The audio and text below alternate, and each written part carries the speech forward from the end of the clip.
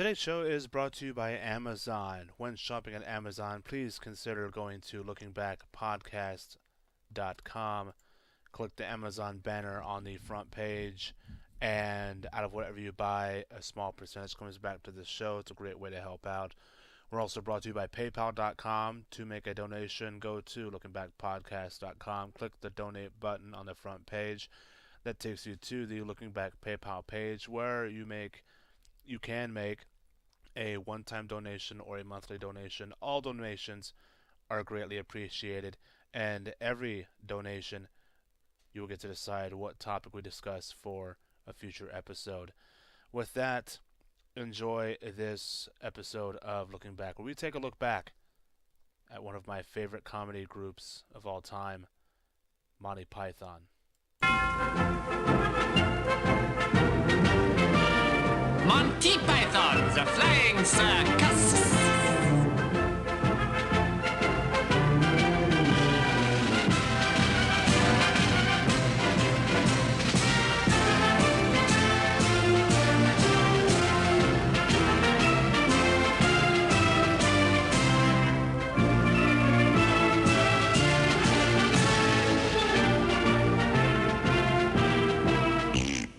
What's going on, ladies and gentlemen? Welcome to another episode of Looking Back. I've been away for a while, but I'm back. We're going to talk about one of my favorite sketch comedy groups of all time.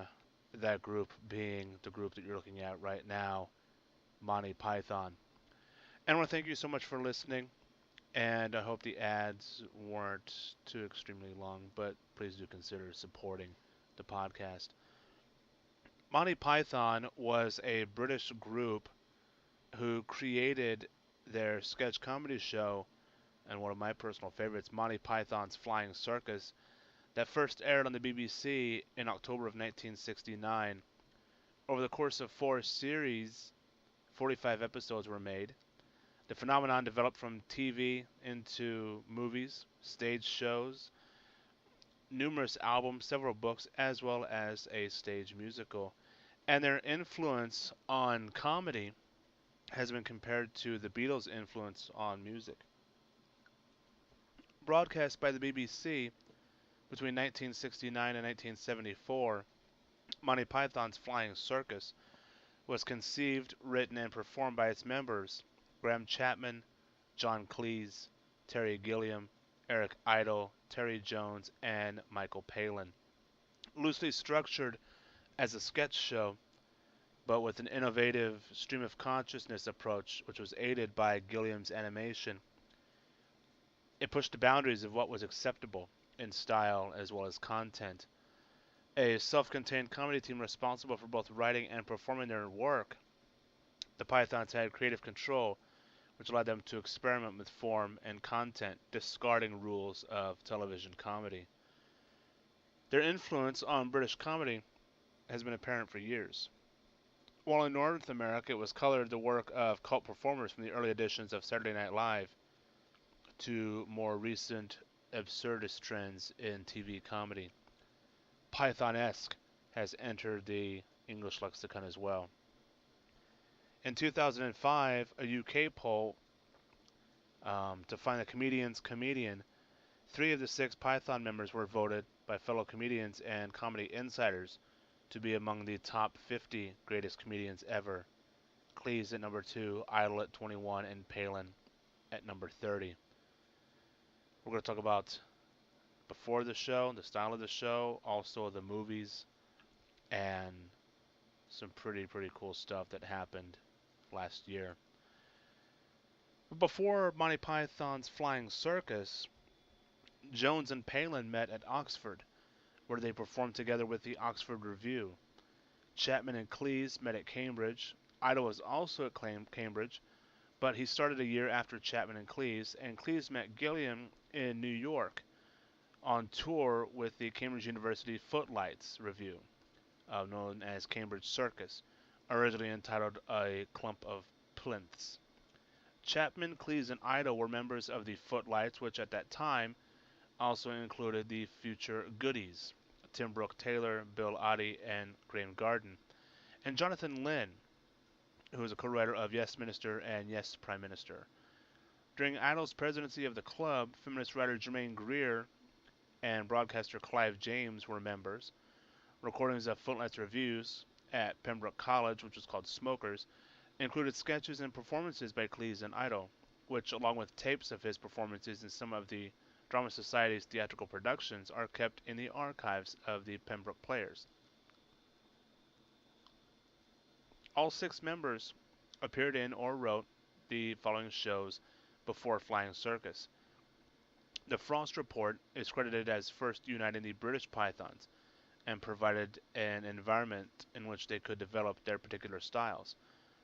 A radio show from 1964 to 1973 was I'm Sorry, I'll Read That Again, in which John Cleese was a cast member and a writer. Eric Idle and Graham Chapman were writers as well. 1966 and 1967 saw The Frost Report. Cleese was a cast member and a writer. Idle was a writer of Frost's monologues, and Chapman, Palin, and Jones were writers as well.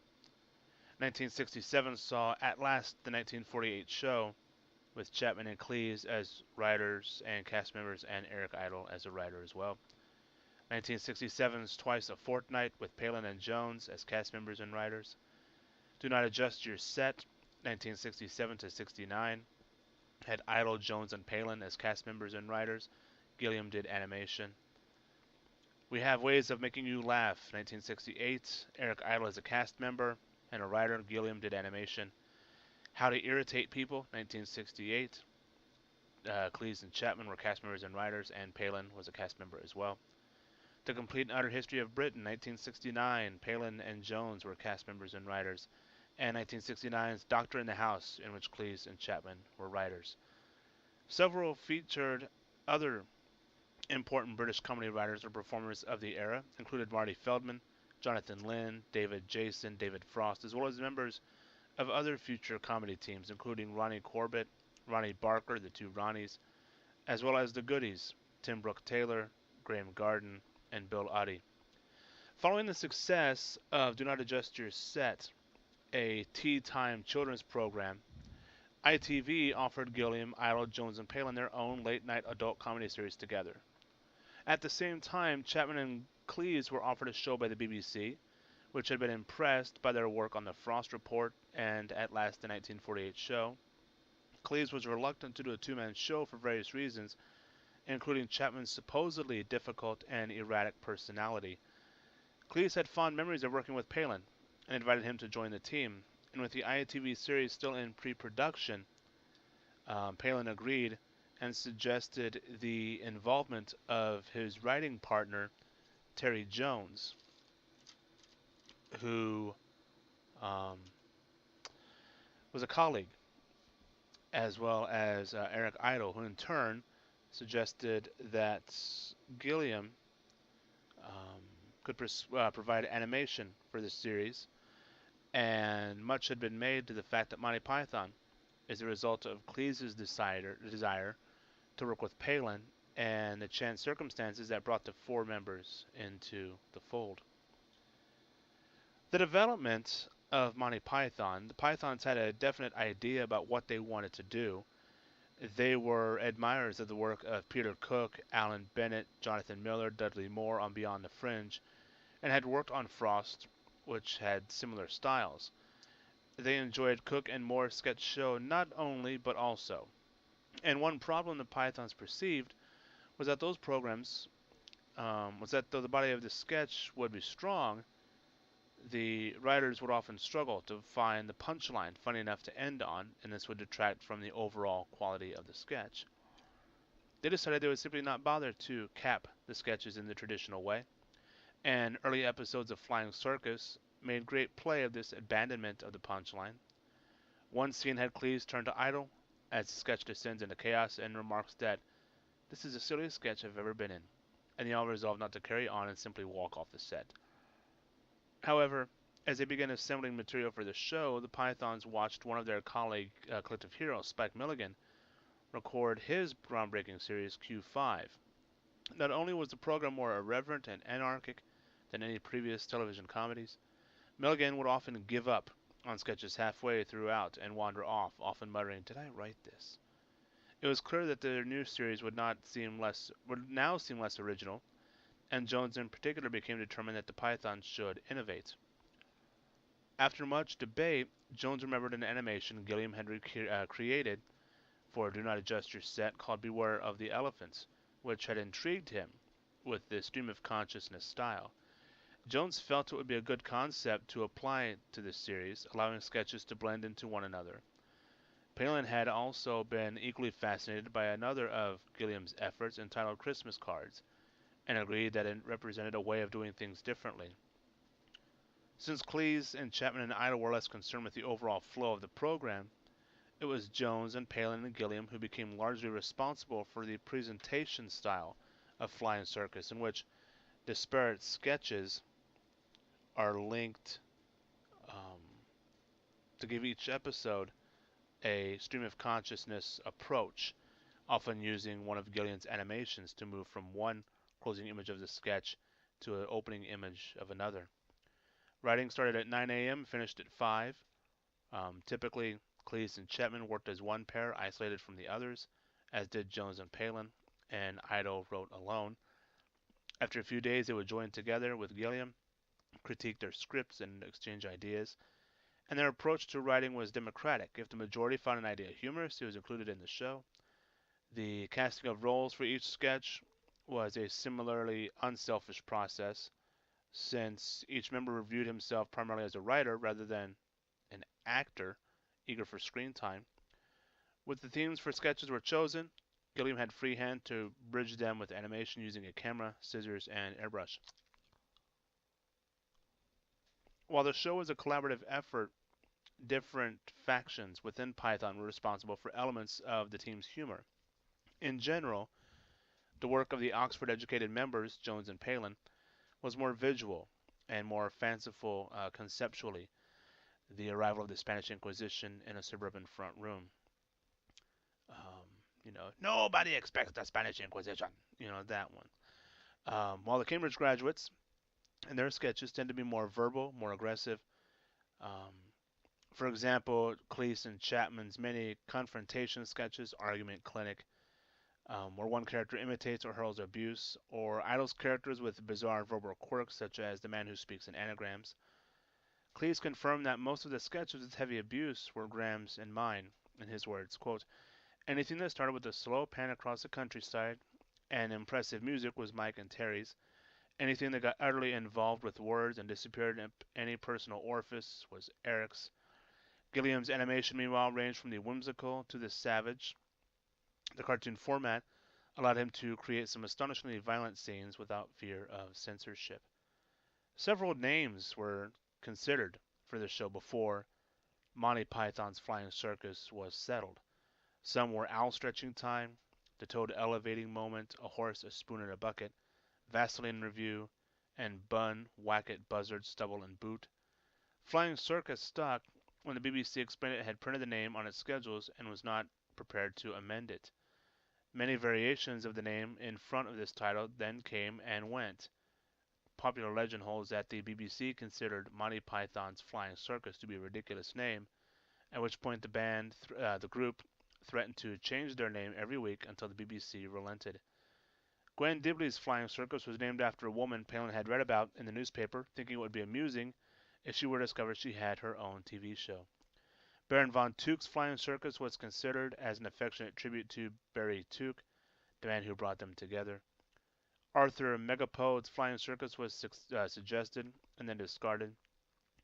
The name Baron von Tuch's Flying Circus had formed of a form of Baron Manfred von Richthofen's Flying Circus of World War I fame, and the new group was forming in a line when the Royal Guardsman 1966 song Snoopy and the Red Baron had peaked.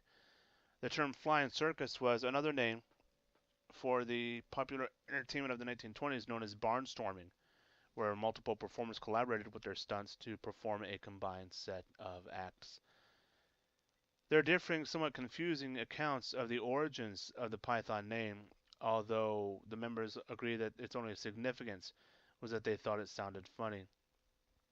In the 1998 documentary Live at Aspen during the U.S. Comedy Arts Festival, the group implied that Monty was selected, Idol's idea as a gentle mocking tribute to Field Marshal Lord Montgomery, a legendary British general of World War II, requiring a slippery sounding surname that settled on Python. On other occasions, Idol had claimed that the name Monty was that of a popular and rotund fellow who drank in his local pub. People would walk in, ask the barman, "Has Monty been in yet?" forcing the name to become stuck in his mind.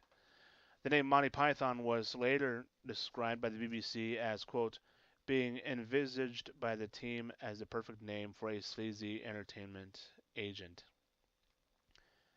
Flying Circus popularized innovative formal techniques such as the cold open, in which an episode began without traditional opening titles or announcements. An example of this is the It's Man, Palin outfitted in Robinson Crusoe garb, making a tortuous journey across various terrain before finally approaching the camera to state, "It's," only to then be cut off by the title sequence and the theme music, which you heard at the beginning of the episode. On several occasions, the cold open lasted until mid-show, after which the regular opening titles ran. Occasionally, the Pythons tricked viewers by rolling closing credits halfway through the show, usually continuing the joke by fading to a familiar globe logo used for BBC continuity, over which Cleese would parody the clipped tones of a BBC announcer. On one occasion, the credits ran directly after the opening titles. Because of the dislike of finishing with punchlines, they experimented with ending the sketches by cutting abruptly to another scene or animation, walking off stage or addressing the camera, or introducing a totally unrelated event or character. A classic example was the use of Chapman's anti-silliness character of the Colonel, who would walk into several sketches, order them to be stopped because things were becoming far too silly. Another favorite way of ending sketches was to drop a cartoonish 16-ton weight prop on one of the performers when the sketch deemed to be losing momentum, or a knight in full armor, played by Terry Gilliam, who would wander on set and hit the characters over the head with a rubber chicken before cutting to another scene. Yet another way of changing scenes was when John Cleese, usually outfitted in a dinner suit, would come in as a radio commentator and in a rather pompous manner make the formal and determined announcement, "And now for something completely different." The phrase would become the title of Monty Python's first film. The theme song, "The Liberty Bell," marched by John Philip Sousa, was chosen, among other reasons, because the recording was public domain. The Pythons used the British tradition of cross-dressing comedy by donning frocks and makeup and playing female roles themselves while speaking in falsetto. Jones specialized in playing the working-class housewife. Palin and Idol became generally more posh. The other members played female roles more sparsely. Generally speaking, female roles were played by women only when the scene specifically required that character to be sexually attractive, although sometimes they used Idol for this part as well. The troupe later turned to Carol Cleveland, who co-starred in numerous episodes after 1970. In some episodes and later in Monty Python's Life of Brian, they took the idea one step further by playing women who impersonated men. We'll get to that part at a later episode. Many sketches are well known and widely quoted: Dead Parrot, Lumberjack Song, Spam, Nudge Nudge, the Spanish Inquisition, the Upper Class Twit of the Year, Cheese Shop, Ministry of Silly Walks are just a few examples. The Canadian Broadcasting Corporation added Monty Python's Flying Circus to its September 1970 lineup in the fall. They aired 13 episodes from Series 1, which had first run on BBC that previous fall, 1969 and 1970, in January respectively, as well as the first 6 episodes of Season 2 only a few weeks after they appeared on the BBC. The CBC dropped the show when it returned to regular programming after the 1970 Christmas break, choosing to not place the remaining 7 episodes of Series 2 on the schedule. Within a week, the CBC received hundreds of calls complaining of the cancellation, and more than 100 people staged a demonstration at the CBC's Montreal studios. The show eventually returned, becoming a fixture of the network during the first half of the 1970s. The